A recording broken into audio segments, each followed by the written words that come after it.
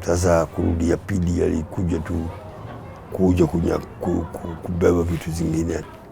Sasa nikasikia amepata jamaa, ameolewa ni jamaa mwingine huko.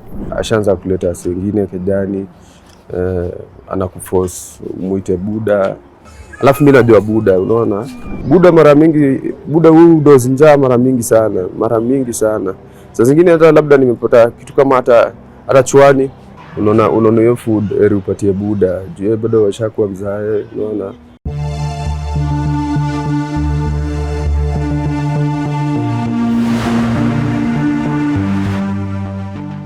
This is Joshua Mungai.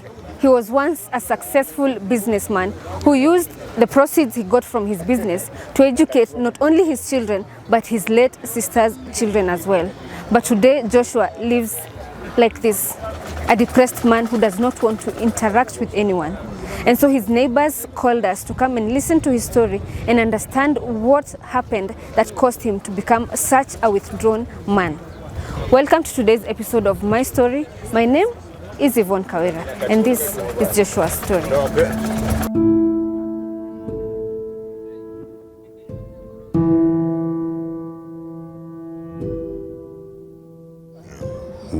Mimi naitwa Joshua Mungai na niko na watoto 4 na mimi mwenyewe niko na miaka 63.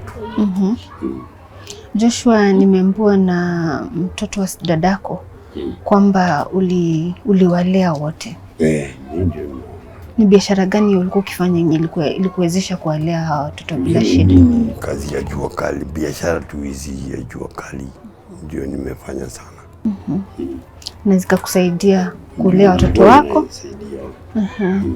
So ilifika vipi maisha yako ikabadilika ukakuwa? Sasa tulikuwa na pigo ya ukabila, hii vita ya ukabila. Sasa vitu zangu zote zikabebwa kwa nyumba, kwa vile sasa tulifukuzwa sisi wote. Bibi naye akakuja, nilipompata tukaenda naye show, tukakaa huko karibu miezi 2.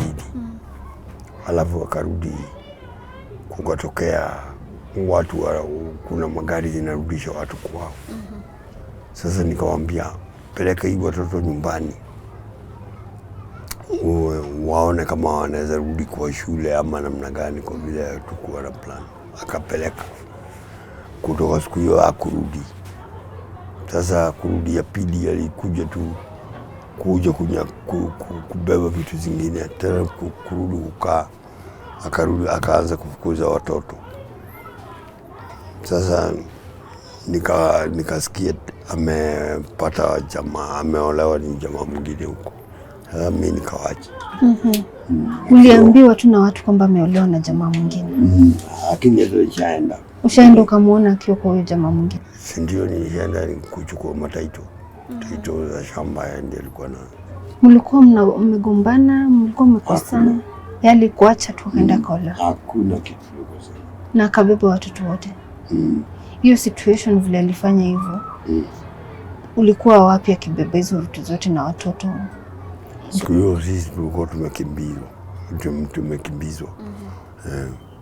Sasa tulikuwa tunakalanga show huko show. Kurudi ukakuta nyumba hakuna kitu? Nyumba ikuwa kitu. Hata hizo makabati unaona zingine sijazitengeneza, ni zile zilikuwa zinavunja. Tangu hiyo time yote. Na sasa uliamua hata mtu ugopa hata kitu, kwa vile kumbuka siku hiyo, hata ungefaa kuwa na kitu yako unaogopa. Hata sasa hii bado mimi huanga na uoga huko. Kwa vile huwezi nunua kitu mzuri kama hii ati uweke huko, utaweza kuitwa kwa nini? Unaogopa tu. Na huyo Ana anatuambia kwamba after hiyo incident ilifanyika, uliamua tu kushut down, ukaacha hata kuinteract na watu, ukaacha nini ilifanya ukwevi? Unajua, unaweza angalia kitu, unaona ukifanya hii kitu kitu, unaona watu walikuwa na ukabila mbaya sana, kwa vile ukiweza kila kitu wanachukua ni mbaya. Sasa mimi nikawachana biashara yote. Ni kweli kwa nikaanza kutafuta tu barua sengine kufiekea watu mafensi, naenda ukile upande. Sasa nikawachana na hiyo biashara. Na Joshua, tangu wakati huo umewahi kukutana na watoto wako tena? Si ndio? Tushakutana nao, tunakutananga nao. Sasa huyu alikuja kwanza, alikuwa mgonjwa akikuja.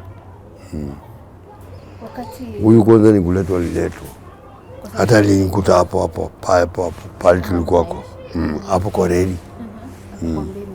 Alikuja kama amebebwa na gari.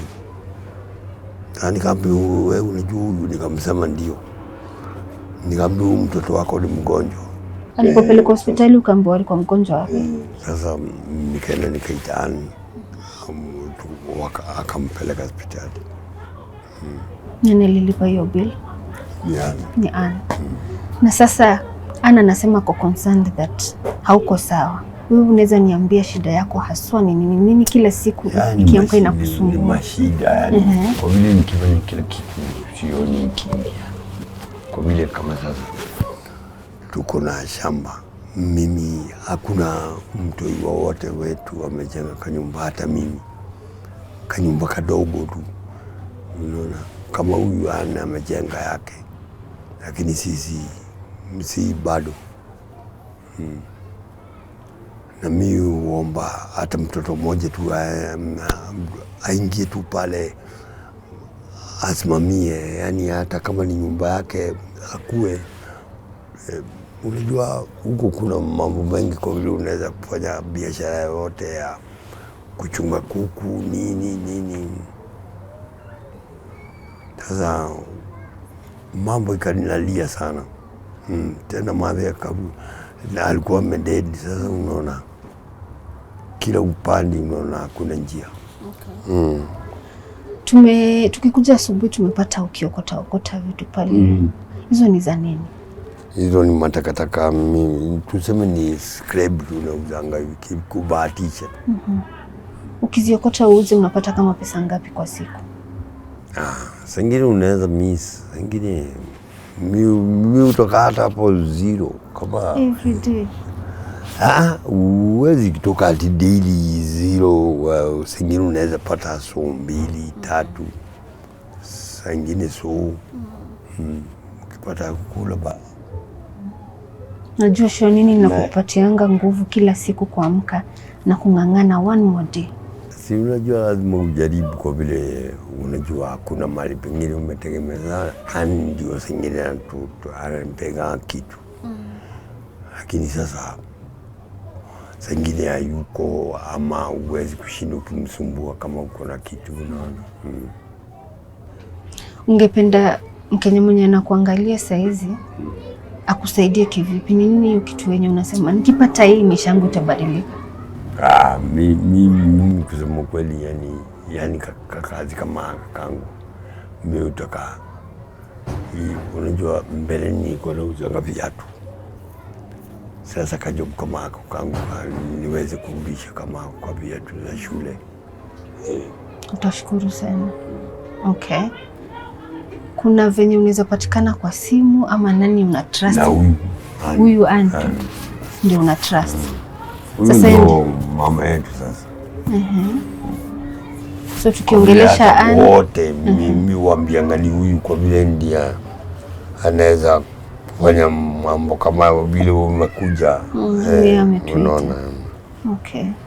So tukiongelesha Ann tumwambie ajisemee namba yake. Kila kitu kiko kwa Ann itakufikia. Okay. Na saizi mali unaishi na kijana yako, is that your first born ama ni huyu? Ni namba ngapi huyu? Ni second born. Kwa nini amerudi? Alikwambia kwa nini alirudi hapo? Kwa sababu alikuwa shule. Alikuwa shule. Mambo ilifanyika aje shule? Shule sasa si ni ugonjwa ni na ile ugonjwa ingine ilikuwa shika watu ya China. Siku hiyo ndio hiyo ugonjwa ilikuwa imeanza. Naye akakuwa mgonjwa. Akapeleka hospitali. So kwenye unaishi saizi, hiyo nyumba inabomoka. Hata mabati hata mabati haina. Unaona inanyeshanga. Ikinyesha kama saizi vile kunakaa. Unyesha hata ndani inakuwa maji. Inakuwa kama deep, yani unakanyaga maji. Joshua, huwezi endelea kukaa hapo. Sasa tunaweza fanya nini? Na una plan. Umefika mahali. Kama sasa home ni mimi tu nimebaki mkubwa. Sasa ni watoto. Hakuna kitu kingine unaweza fanya. Kwa vile sasa hawa wakilia hata utalia. Of course. Unajikaza tu. Wanatengelezea kanyumba kaweze kuwa mzuri. Kawache kuingia maji. Kwa vile zingine uanga maji inaingia hata unashindwa ni mali ya kukanyaga. Na kwa hii age pia hautaki pia unajiexpose kwa hizo baridi na yenyewe. Na tunaona mko ukitembea kwa shida. Unasikia uchungu mahali popote kwa mwili? Miguu. Ulishajaribu kwenda hospitali uambiwe shida iko wapi? Sijaenda bado. Hiyo ni nyingine ungependa pia kwa. Si inumangi sana ni ya huku kwa magu kama iliko baridi. Okay, na baridi. Hapa ni Kibera Katwekera.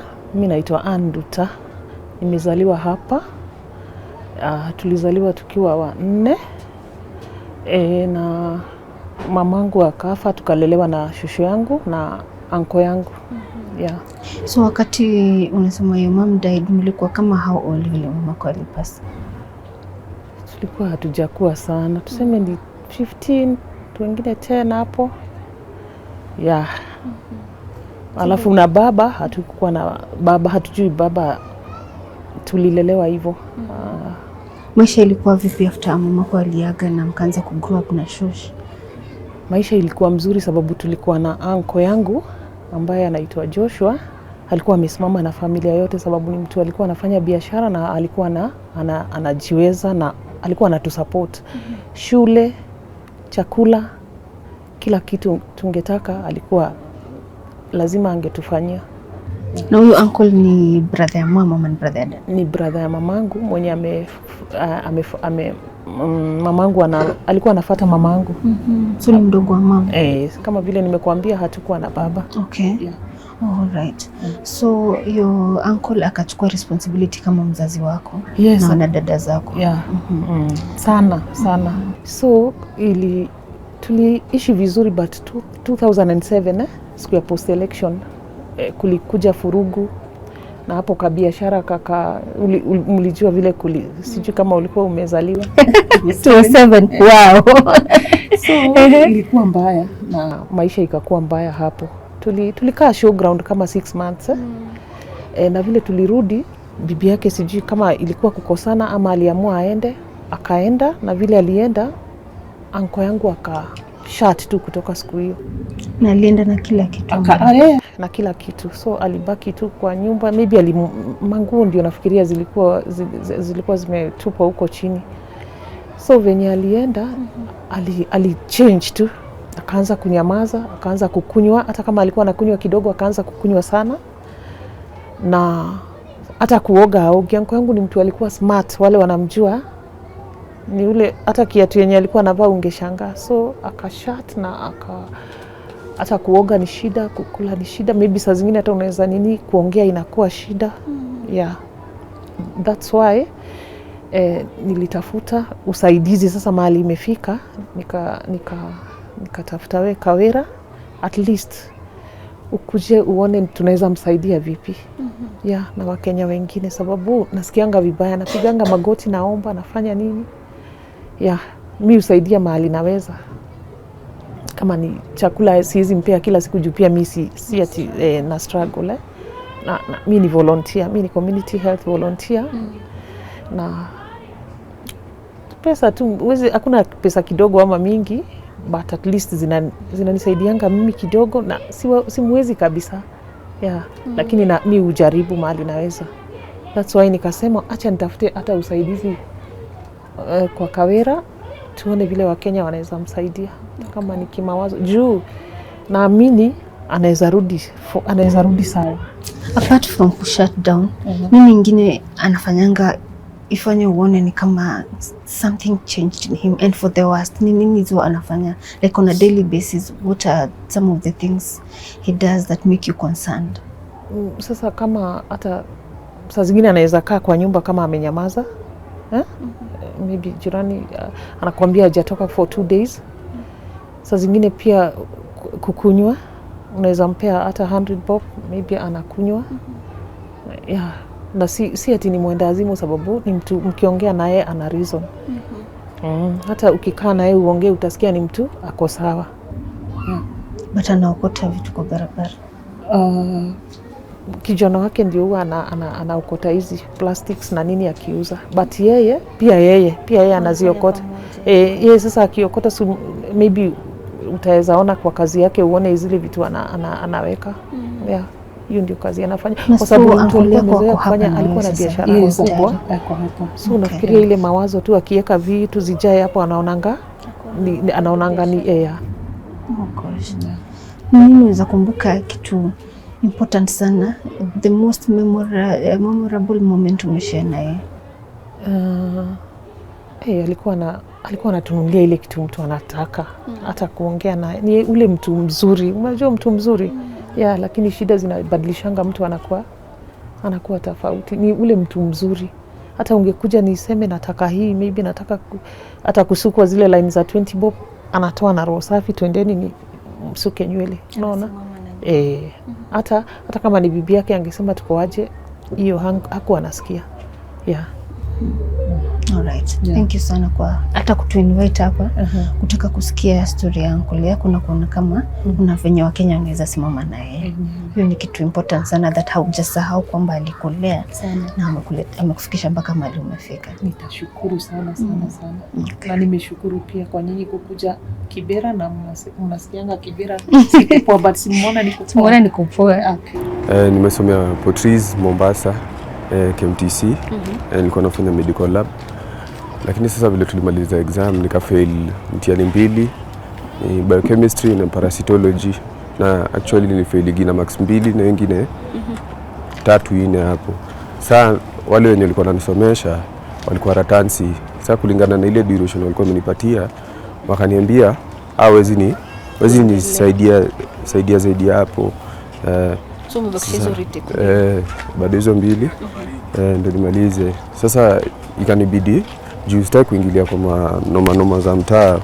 Sasa ikabidi niingilie historia ya kuchemba plastic hivi. Tunaenda tunauza huko. Sasa hiyo ndo naokolea buda saa zingine. Juu bado mwana ni mzae. Hazijasolia. Nikuulize, wakati babako walitana na mamako, ulikuwa kama miaka ngapi? Wakati nilikuwa hapo class 8. Nilikuwa hapo class 8. Mama alienda wapi na mlienda wapi naye? Mother time alitoka hapa, alituambia tunaenda kwa uncle yetu Dago. Na vile alitupeleka huko kulingana na situation ya huko, na mimi sikuwa nimezoea huko. Niko na noma juu sasa ashaanza kuleta sengine kejani, anakuforce muite buda, na wewe bado ni chalimbigi. Sasa ndio mimi nikarudi. By that time bado nilikuwa nimetoka OC. Nilikuwa unaona hiyo story ya mother kutoka na kuenda, bado venye mimi nilikuwa naangalia situation ya buda, nilikuwa napata stress mingi juu mimi si yule msee wa kubonga ati kukaa na msee hivi nianze kumwambia mashida zangu nini. Sasa mimi najiekeaga vitu kwa roho. Sasa hii nikapata ulcers, ikabidi nipasuliwe tumbo. Unaona? Juu stress juu stress. After naona bado nimesoma, hakuna kitu naweza saidia msee. Actually mimi kwa life yangu mimi naombaga tu si ati nijisaidie, yani nisaidie tu wase kama wakina buda na maboy wengi wanakuaga tu mtaani. Juu mimi na siwezi takati hii masomo yote nimesoma ni ama tuishi life ile yenye kama tunaishi mimi na buda, tunaogopa time kama hii, tukiona kuna takureni hivi unaweza kupata stress, mtalala wapi? Juu tunadozingi tukiwa tumesimama hivi, saa zingine mnakaa. Sasa kila mahali kunanyesha. Kila mahali kunanyesha, inabidi tena mnachimba kwa keja mtaro. So saizi ungetaka urudi shule tena ufanye hiyo critic? Mimi ningetamani sana. Alafu mtu kaa buda bado mwenye tu anaweza undio tu kwa mahali pa kutulia tu, unaona, hata basi utulia hapo, unaona, hata uweze ka kitu ya maana. Afu tena works tunafanya hiyo, unaona, kabla tena ni bahati nasibu, unaweza zunguka na hiyo gunia toka asubuhi hadi jioni, unaunganisha kitu kama 150, unaona. Sasa hiyo chwani unasema hii chwani ni ya buda, anajibalance, pero jibalance ni hiyo. So the life inakuwaga hivyo. Lakini ghetto yani kama una shughuli ya kufanya, unaona, ni ngumu sana survive kama ni chali. So saizi ni nini inakupatia stress zaidi ukiangalia life yako yenye mnakaa na dad? Sasa mimi life ni kitu inanipatia stress sana. Ni kitu ya kwanza ni buda, hata si chuo sana, ni buda tu arudi tu BA. Alafu tena kitu ya pili historia ya chuo. Juu kama ningekuanga nimemaliza hiyo course, hata buda sasa angekuwa na safa hivyo. Hata vile mother alienda, nasikia hada kuna watoto wengine 3. Mimi najua tu itafika tu time wataja kunitafuta nini. Siwezi kataa kuwasaidia. Juu bado ni wetu. Hata pia maboys wengine bado unaokolea tu. Lakini saa hii ni vile mimi sina ujanja yani. Sina msee yani. Naona mimi ni lose hope, nikaona yani sina msee. Juu nilijaribu kwa mafadha huko. Wanasema wako na majukumu mingi. Nikajaribu kwa masista, bado wanasema hivyo, wako na dokiasi kulingana na uchumi. Sasa mimi nikaona na bado tena huwezi chemba ati ujilipie school fees. Wasema wakisikia tu situation yako wanaogopa kupatia kazi zingine, unaona. Juu anaona unaweza umia hapo. Sasa inabidi tu mimi mara mingi hata mimi nakaaga tu hivi yani, nakaa tu peke yako. Juu napiga hesabu labda saa zingine umezunguka huna do. Buda saa zingine mara mingi huu dozi njaa mara mingi sana. Saa zingine hata labda nimepata kitu kama hata chwani, unaona hiyo food eri upatie buda. Juu bado washakuwa mzae, unaona una dozi tu. So ni message gani kuona nayo kwa Wakenya mwenye nakutazama sasa hivi, ungependa afanye nini ili maisha yako ibadilike, na what promise are you making to them? Mimi message niko nayo ni ile kitu naweza taka tu Wakenya tu wanisaidie tu, yani ni ile tu kurudi shule. Juu mimi hata yangu ni ile tu bado nisaidie buda na nisaidie wase wenye wako na situation kama yangu.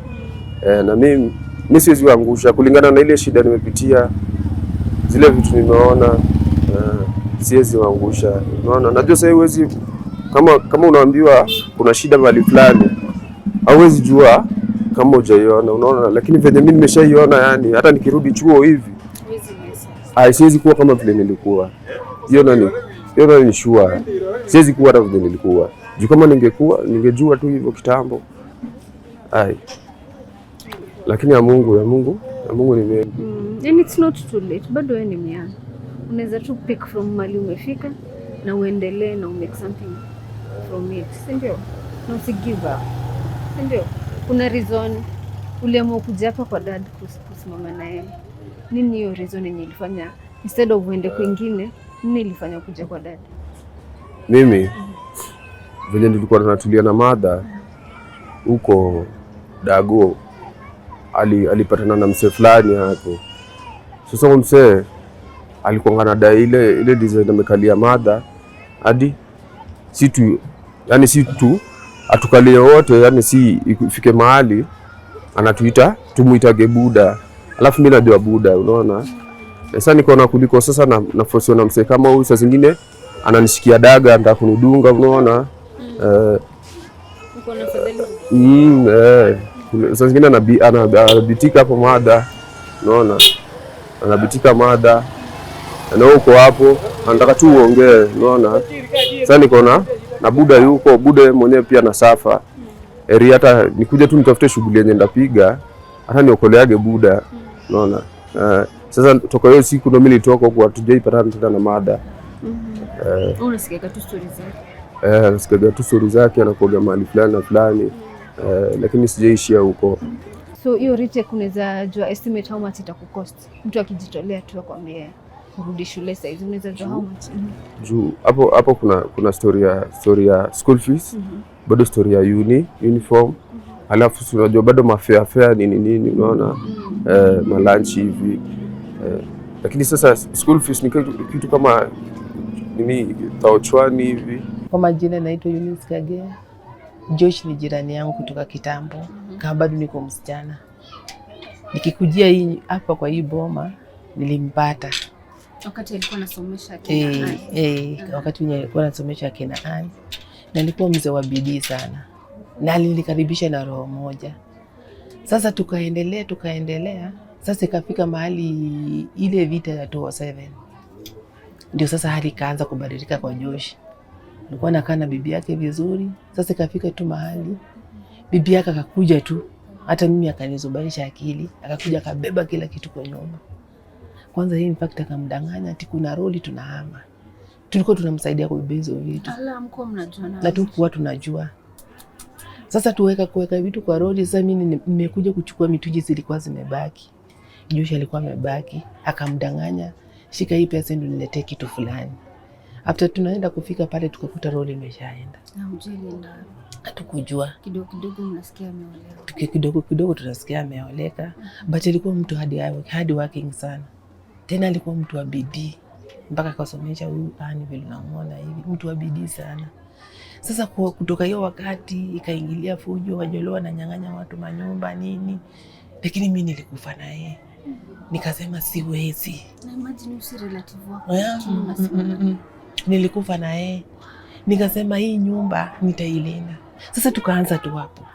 By the time hata sitakangi nikikosa kusikia sauti yake paka nimuite. Kama niko nao tunakula, kama hatuna tufanye nini? Tulale. But nampenda sana. Sana. Hata saa zingine unajua mafikiri na kuanga na kunywa pombe. Mtu mwenye naitanga tu kwa barabara na kuanga mama Kevin. Hata kwa kuwa amefunga geti mimi nitaamka usiku. Nafungulia yeye geti na mwambie ingia ndani. Nampenda sana juu kulingana vile alikuwa, na nikimwona saa hii nasikianga kulia. Unaweza sema nini ilifanya maisha yake other than kupoteza kila kitu? Kuna kitu ana struggle nayo kiakili. Nini unaweza sema inafanya hivi? Mimi nafikiria chenye kimfanya hivi sana, angekuwa juu ni mtu anauzanga vitu zake. Kitu kile kinamfanyanga anaonanga amekuwa mzee na kuna mtu mwenye anaweza mshikilia. Arudisha hata zile vitu zenye alikuwa anauza, zimletea at least kidogo afanye nini? Afule. Sasa naonanga hiyo kitu ndio kinafanyanga akili yake inaenda sana. Alafu pia naona kijana amesomesha kwa hivi. Waza zingine hata naongeanga kwa nyumba peke yake. Namuuliza nini mbaya? Ananiambia tu niko poa, lakini mimi najuanga hayuko poa. Juu hata kukula ni shida. Juu msana hata hawezi provide wote. Akipata namletea. Mimi nikipata tunafanya nini? Tunakula. Siwezi mwacha hivyo. So message yako kwa Wakenya ambao wametazama history leo ni gani kuhusiana na Josh? Ni kwa message yenye wanatazama kwa saa hii. Usichukue useme huyu sio kabila yangu. Josh ni Kikuyu, mimi ni Mjaluo, lakini nimeoleka kwa Mjaluo. Mimi ni Mluya, lakini nimeoleka kwa Mjaluo. Sana najaribu kuambia at least chukue kitu kimoja. Usiangalie huyu hafai. Hiyo sio poa. Watu tukue kitu kimoja. Kikuyu ni mtu kama wewe, Jaluo ni mtu kama wewe. Yaani kabila zote ni mtu kama wewe. Tuchukuane tukue kitu kingapi? Kitu kimoja na tuwache chuki. Chuki sio mzuri. Tuko family, we are back here with Anne And you remember previously Josh said that if you want to reach out to him, you can contact Anne. And so we are here so that Anne can give us her number and she can give us instructions on how, maybe if you want to call her and get directions to where Josh lives, for you to see for yourself, you can contact her through the number that she's just about to give us. And then before she gives us this number, I am pleading with you, Tuko family. You know how we do when we see such sad stories of a man who used to stand with the whole neighborhood, not just his family, the whole neighborhood. This man has impacted so many lives. Mpaka watu wakimwona saizi, they feel they do not want him to suffer anymore. So I'm pleading with you, reach out to Anne through the number that she's about to give us and support him. Help him live like a normal human being with a comfortable house and a comfortable bed. So this is the number. 0728 406382. Itatupatia jina. Italeta jina Anne Nduta Wanjiro. Thank you. Na Anne, Wakenya unajua ni wakarimu sana. Yeah. Hata wanaweza wapigia simu tu wa kuomba na nyinyi. Support ya Leonard ya kusoma. Yeah. All that. Kindly. Stand with them in prayer. Kimawazo. Yeah. You've seen even Leonard unasikia zile stress anapitia. We will stand with you guys. Yeah. And when we come back here again, we want to be smiling with you. Na thank you kwa kutu-invite, kutu-trust. Yeah. That tunaweza kuja na tushike hii story. And for you Kenyans, you have seen the situation, you've seen the house, it's falling apart. And this season of rain, I mean, this is not a comfortable life for any person, despite the fact that he's not even well. His health is compromised and the living conditions are making it worse. So we are back here pleading with you to support this family and help them live a comfortable life, and only God can bless you. Well, thank you so much for staying with us till the end of the show. I am your host, Yvonne Kawira, and until next time, keep it Tuko and be blessed.